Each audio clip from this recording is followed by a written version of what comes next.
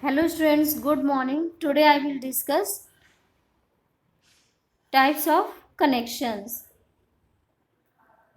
So students, there are three types of connection through which data is transmitted. First is one dial-up connections. This is a kind of connections which is established through the telephone lines.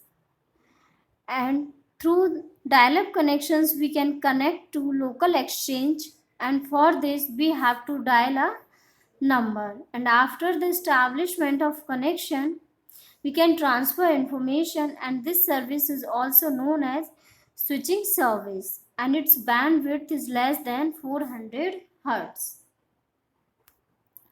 And next is leased lines. This service provides user 24-hour connections, and this connection is available through telephone lines but through switches. This is an uninterrupted service.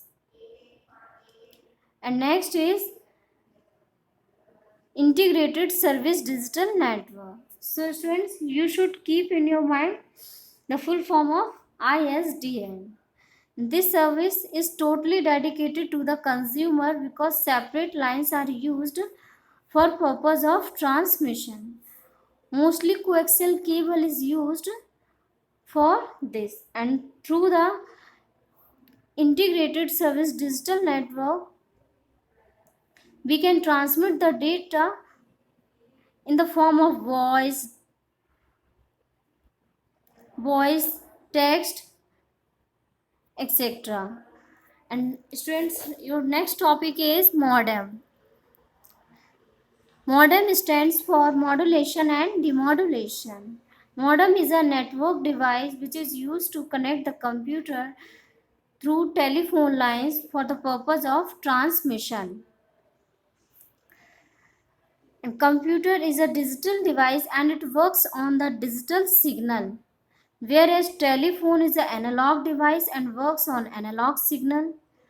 So at the end of the computers are connected to telephone lines through modems, because it is modem which converts the digital signal to analog and again back to digital signal to analog at the receiving end. The process of converting the digital signal to analog signal is called modulation, and the process of converting analog signal to digital signal is known as demodulation. The speed of transmission is measured in bps. Bps stands for bits per second, and modems usually operate at the speed of ranging from 2400 to 28,800 bits per second over standard telephone lines. And a suitable communication program is needed to operate the modem. And so students, this is all about your